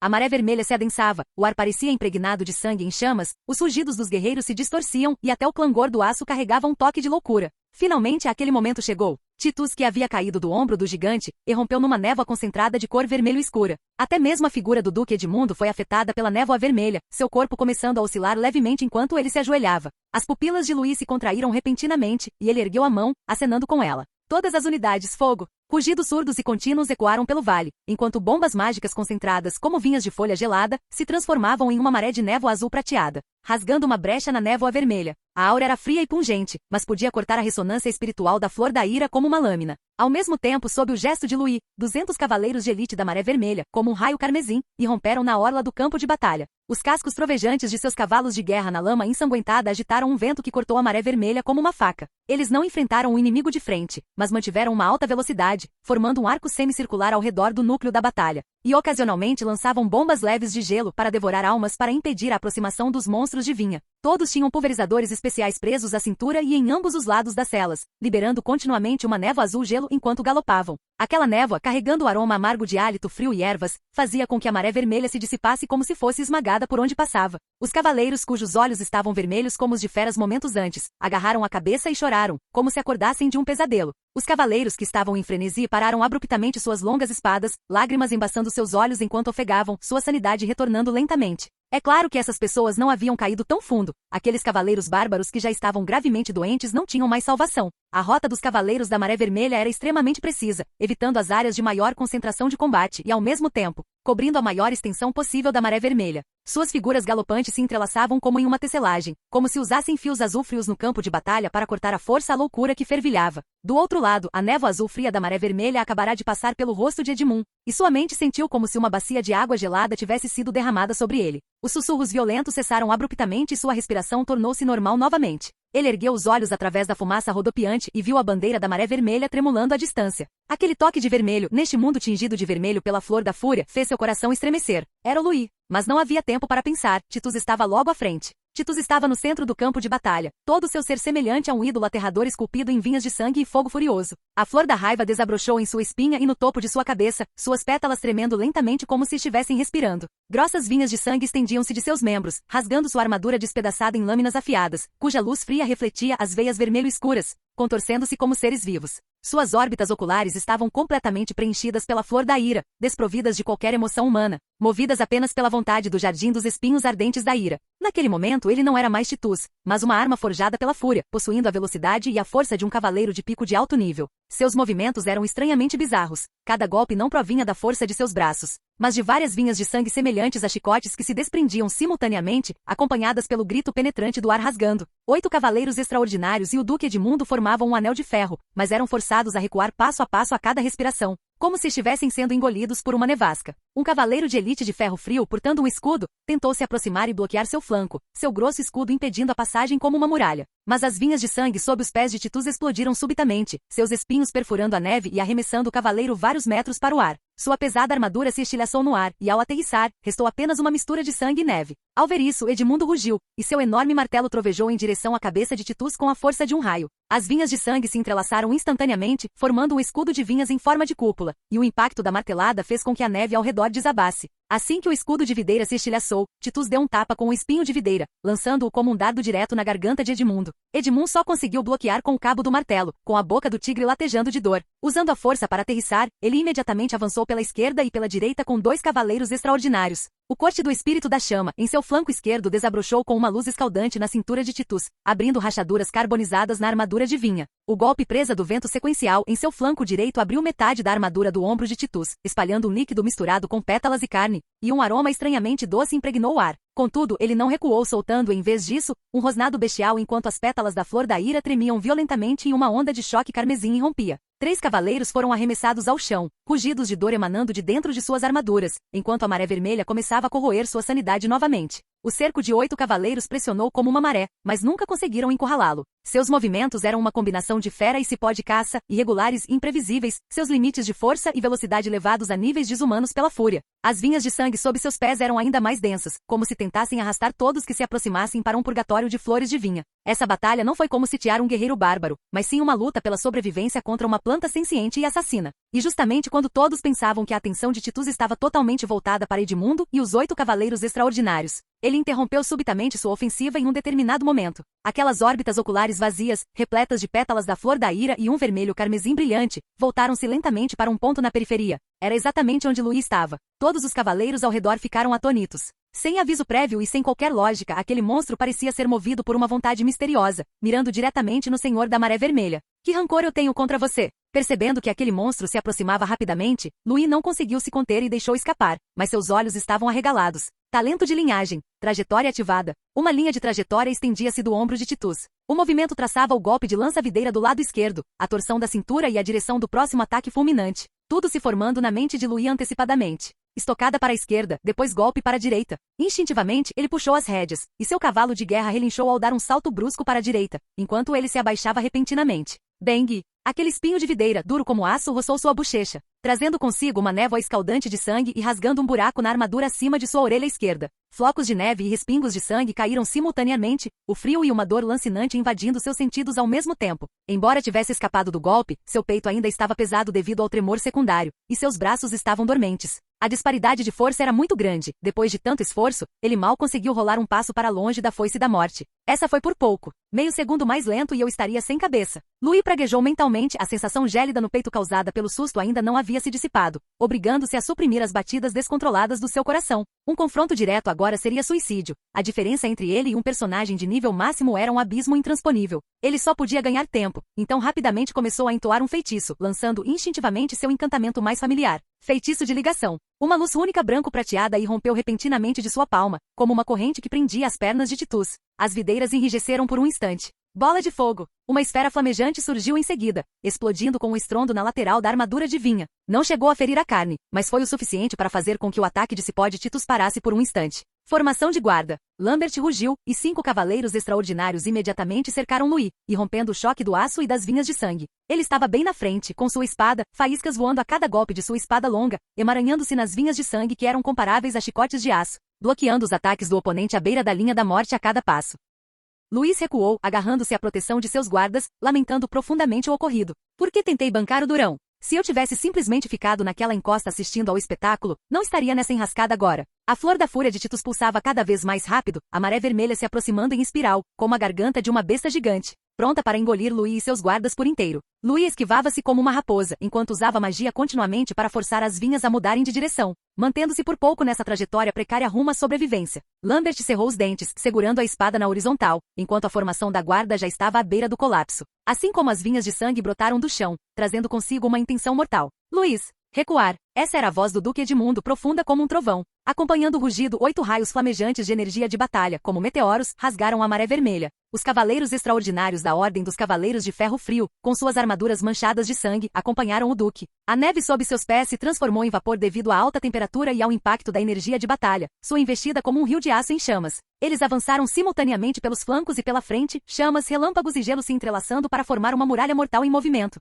abrindo à força um espaço para respirar entre Titus e Louis. Louis foi puxado bruscamente para fora do círculo de batalha por Lambert. Quando olhou para trás, viu 14 cavaleiros, como se o destino tivesse lhe dado a última cartada, enfrentando aquele monstro de frente. Cada golpe de Titus não só possuía uma força superior à de um cavaleiro de elite, como também era acompanhado por vinhas de sangue que brotavam de todas as direções, como se todo o campo de batalha estivesse agindo em seu nome. Enquanto os espinhos da videira varriam o ar, as armaduras se estilhaçavam e o sangue jorrava, nenhum dos cavaleiros recuou. Em vez disso, eles consumiram seu ki de batalha ao limite, mesmo que isso significasse sacrificar suas vidas, em troca de um único momento de fraqueza. Chamas queimaram a armadura de vinha, lanças de relâmpago perfuraram a flor da fúria e gelo travou suas articulações. Os 14 cavaleiros, trabalhando juntos, empurraram Titus cada vez mais para dentro da neve, formando um vórtice mortal que se fechava ao seu redor. E os movimentos de Titus foram diminuindo gradualmente. As pétalas da flor da ira tremiam ao vento forte, a cor dos ramos, que antes era vermelho sangue, foi gradualmente escurecendo, murchando e rachando. E a pulsação no âmago da flor começou a se tornar errática, como os últimos suspiros de alguém se afogando. Edmund pisou em uma trepadeira de sangue quebrada e saltou alto, uma luz azul surgindo sobre seu enorme martelo. Morra! Bum! O golpe de martelo atingiu com força o núcleo retorcido no peito de Titus, o jardim dos espinhos ardentes da fúria. No instante seguinte, a flor da ira explodiu violentamente, seus ramos se transformando em pó no ar, engolidos pelo vento e pela neve. O corpo de Titus desabou na neve, sem emitir mais nenhum som. O campo de batalha mergulhou num breve silêncio. Como se algum laço invisível tivesse sido cortado, as flores de sangue que desabrochavam nos peitos dos gigantes fecharam-se subitamente e murcharam, e as vinhas transformaram-se em um monte de cinzas, seus corpos enormes e sem suporte caindo no chão, sacudindo a neve. Aqueles soldados bárbaros cujos rugidos cessaram, também se enrijeceram como se suas almas tivessem sido arrancadas no instante em que a flor da ira murchou, e então todos caíram na neve, para nunca mais emitir um som. O brilho vermelho nos olhos das bestas mágicas espalhadas pelo campo de batalha se extinguiu, como se suas vidas tivessem sido drenadas, e elas desabaram pesadamente. A maré vermelha parou de se agitar, dispersando-se com o vento. Todos os cavaleiros entenderam que haviam vencido. O território do norte também sobreviveu,